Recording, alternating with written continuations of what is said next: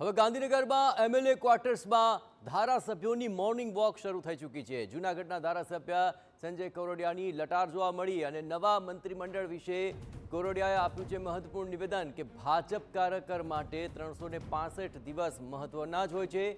જે પણ મંત્રી બનશે તે ભાજપના જ કાર્યકર હશે। નેતૃત્વ જે પણ નક્કી કરશે તે યોગ્ય જ હશે। શિસ્તબદ્ધ રીતે સરકાર ચાલે, લોકોના કામ થવા જોઈએ।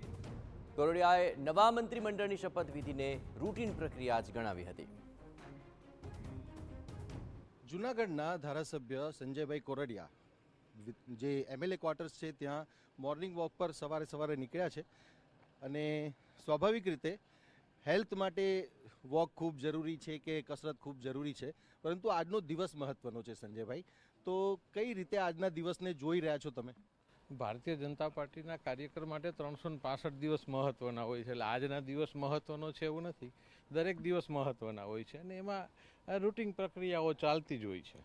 સંજયભાઈ, સૌથી મહત્વની બાબત અહીંયા એ છે કે અત્યાર સુધીનું જે મંત્રીમંડળ હતું હવે એ વિખેરીને એમાંથી કેટલાક ફેરફાર સાથે નવું મંત્રીમંડળ હશે, તો એને તમે કેવી રીતે જોઈ રહ્યા છો અને આનાથી ગુજરાતમાં કયા પ્રકારની અસર તમને જોવા મળશે? ને એ તો રૂટીન પ્રક્રિયા જ મેં કીધું છે। મંત્રીમંડળ આવે છે તો એ ભારતીય જનતા પાર્ટીનો કાર્યકર જ હશે, એટલે એ કાર્યકર તરીકે એમની સારી વાત છે, સાચો વિચાર છે, એ બધું ચાલવાનું છે। અચ્છા, જૂનાગઢને પ્રતિનિધિત્વ મળવું જોઈએ કે કઈ રીતે થવું જોઈએ, તમને શું લાગે છે? મતલબ જૂનાગઢને કઈ રીતની જરૂર છે કે કઈ રીતે તમે એને જોઈ રહ્યા છો? પાર્ટીના કાર્યકર તરીકે કેને મહત્વ મળવું જોઈએ એ મહત્વનું નથી।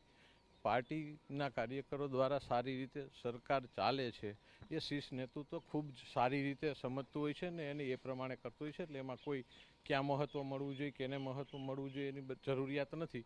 સારી રીતે લોકોની સેવા થાય એ જ ભાવના હોય છે। અચ્છા, 8 વાગ્યાનો સમય થઈ ચૂક્યો છે, હજુ સુધી કોઈને કોલ આવ્યા નથી, તમને શું લાગે છે કોલ આવશે?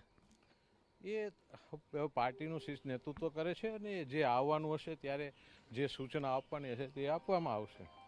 તો આપ જોઈ રહ્યા છો રિંગ પણ વાગી છે, પરંતુ હવે રિંગ શેની છે એ મહત્વની બાબત છે, પરંતુ આ જે વિષય છે એ વિષય આજના દિવસ માટે ગુજરાત માટે એટલા માટે મહત્વનો છે કારણ કે આજે નવું મંત્રીમંડળ પણ રચાવાનું છે અને સાથે ગુજરાતનું ભવિષ્ય પણ નક્કી થવાનું છે। કેમેરામેન ઇમરાન શેખ સાથે સચિન પાટીલ, TV9 ગાંધીનગર।